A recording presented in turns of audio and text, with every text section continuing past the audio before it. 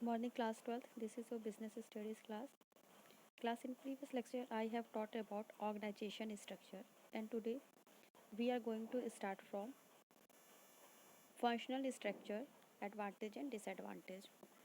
Functional structure के advantages and disadvantages क्या हैं? पहले देखते हैं एडवांटेजेस.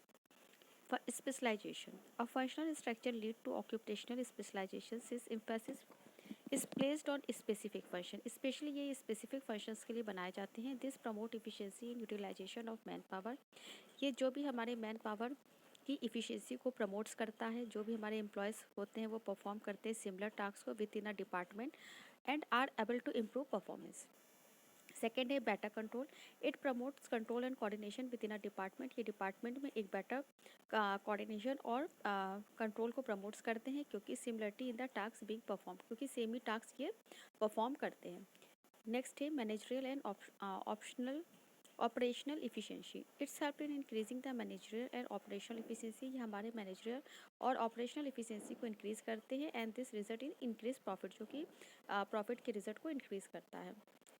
इसके बाद आपका नेक्स्ट है economically. It leads to minimal duplication of effort which result in economics of scale and this lower cost. ये इसमें क्या होता है, जो भी डुप्लीकेशन होता है काम का वो नहीं हो पाता है, इस वजह से ये जो भी कॉस्ट होती है वो बहुत इसकी लो होती है.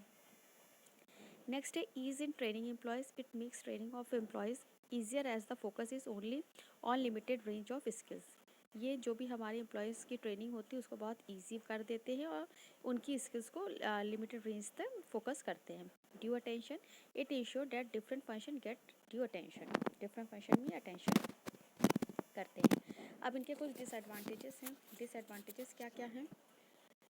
Functional empires. A functional structure place less emphasis on overall enterprises objective than the objective pursued by the functional heads. इसमें क्या होता है, इसके जो फंक्शनल हेड होते हैं उन्हीं के हाथों में सारी चीज़ें हो जाती हैं. सच practice may lead to the functional empires wherein the importance of the particular function may be over emphasis pursuing departmental interest at the cost of organization interest can also be hinder the interaction between the two or more department. दो या दो department के बीच में ये चीज़ें रह जाती हैं. प्रॉब्लम इन कोऑर्डिनेशन में प्रॉब्लम होती है.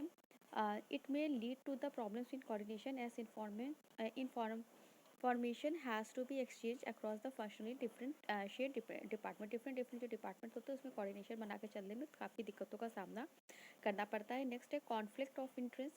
अ कॉन्फ्लिक्ट ऑफ इंटरेस्ट में arise when the interest of two और more department are not compatible. For example, the sales department insisting on the customer-friendly design may cause difficulty in the production. Such dissension can prove to be the harmful in the terms of fulfillment of the organization interest. Interdepartment conflict can also arise in the absence clear separation of the responsibility. जब तक employees की responsibility separate नहीं होती उनमें conflict बना रहता है जो भी उनके डिपार्टमेंट्स होते हैं. इनफ्लेक्सिबिलिटी. इट में lead to inflexibility as the people with same skill और नॉलेज. सेम स्किल और नॉलेज के जब लोग होते हैं तो उनमें इनफ्लेक्सिबिलिटी की भावनाएं पाई जाती हैं. May develop a narrow perspective and thus have difficult in the appreciating other points of view. Personnel heads do not get training for top management position because they are unable to gather experience in the diverse area. अब आता है divisional structure, उसके advantages and disadvantages. First है आपका product specialisation. Product specialisation help in the development of the varied skill in the divisional head. Divisional head में जो भी product specialisation होता है वो डेवलपमेंट करता है लोगों की स्किल्स को. This prepares him for higher position. This is the because the gain experience in all function related to the particular product. क्योंकि जो भी वो एक्सपीरियंस गेन करते हैं वो सभी फंक्शनों में पर्टिकुलर प्रोडक्ट के लिए ज़रूरी होता है. Greater accountability. Divisional head are accountable for profits as revenue as cost related to the different department can be easily identified and assigned to them.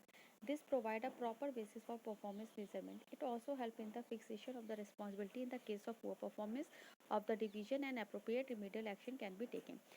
यदि किसी भी वजह से जो भी रिस्पॉन्सिबिलिटी होती है उसकी परफॉर्मेंस बहुत अच्छी नहीं होती है तो इसके लिए ये अप्रोप्रिएट करते हैं लोगों को. Flexibility and initiative. It promotes the flexibility and initiative because each division function as an autonomous units. जो भी फंक्शंस के यूनिट होते हैं वो अलग अलग होते हैं, इसलिए ये फ्लेक्सिबिलिटी और इनिशिएटिव दोनों को ही प्रमोट करते हैं which lead to faster decision making. और इनकी जो डिसीजन मेकिंग होती है वो बहुत फास्ट होती है। Expansion and growth, it facilitate the expansion and growth as a new division can be added without the interrupting the existing operation by the merely adding another divisional head and staff for the new product line. इसमें जो भी expansion या growth होता है बहुत अच्छे से होता है, क्योंकि उसको करने के लिए इन्हें किसी अन डिपार्टमेंट को या अन ऑपरेशन को इंटरप्ट करने की ज़रूरत नहीं पड़ती है। अब इसके कुछ डिसएडवांटेज है। पहला है कॉन्फ्लिक्ट। कॉन्फ्लिक्ट में arise among the different division with reference to the allocation of a funds and further a particular division में seek the maximize it profit at the cost of other division. इसमें conflict की संभावनाएं different different division में हमेशा बनी रहती है। Costly process, it में lead to increase in the cost, since ये कॉस्ट को बढ़ावा देते हैं। देयर में भी डुप्लीकेशन ऑफ एक्टिविटी, यहाँ पे जो भी काम होता है उसका डुप्लीकेशन हो सकता है। Providing each division with separate set of similar function increase the expenditure. अगर हम सेपरेट सेपरेट डिवीजन बनाते हैं तो उसके लिए हमारा जो एक्सपेंडिचर होता है वो काफ़ी इंक्रीज होता है, मतलब बढ़ जाता है खर्चा। Ignoring of organizational interest, it provide manager with the authority to supervise all activities related to the particular division। इसमें जो authority होती है वो particular division को provide की जाती है।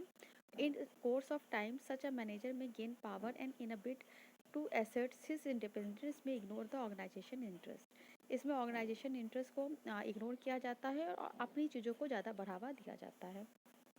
अब आपका नेक्स्ट आता है difference between the functional structure and divisional structure. दोनों में अंतर क्या है? फंक्शनल स्ट्रक्चर जो होता है वो ऑर्गेनाइजेशन स्ट्रक्चर होता है which the organisation is divided into the small group. हमारे ऑर्गेनाइजेशन को स्मॉलर ग्रुप में डिवाइड किया जाता है बेस्ड ऑन स्पेशलाइज फंक्शन। उनका जो भी स्पेशलाइज फंक्शन है उसी के अकॉर्डिंग, जैसे production, marketing and sales. Divisional structure में क्या होता है? Is a type of organisational structure where operation are group based on the division और सेपरेट प्रोडक्ट कैटेगरी। यहाँ पे क्या होता है, जो भी ऑपरेशन होता है उसका एक ग्रुप बनाया जाता है उनके डिवीजन और सेपरेट प्रोडक्ट की कैटेगरी के according. Specialization, higher specialization can be seen in the functional organization since the use of share function। Functional structure में ही आपको हायर स्पेशलाइजेशन देखने को मिलेगा। डिविजनल ऑर्गेनाइजेशन भी सेपरेट द फंक्शन, इसमें क्या होता है सारे फंक्शन सेपरेट होते हैं and the result in low specialisation. Autonomy for managers, the majority of the decision are taken by the top management. इसमें जो भी मेजॉरिटी होती है डिसीजन लेने की वो टॉप मैनेजमेंट में होती है। This limited autonomy for the managers under the functional structure. Divisional structure, significant autonomy is granted for the divisional structure. इसमें सब कुछ डिविजनल स्ट्रक्चर पे डिपेंड होता है। Suitability, functional structure is suitable for the organisation then operate in a single location. यदि single location पे या single product category होती है तो इसमें काफ़ी सही रहता है, ये सुटेबल रहता है। Divisional structure is appropriate for the companies that have the multiple product. जो डिविजनल स्ट्रक्चर होता है जहाँ पे मल्टीपल प्रोडक्ट की कैटेगरीज होती है वहाँ के लिए ये ज़्यादा अच्छा होता है।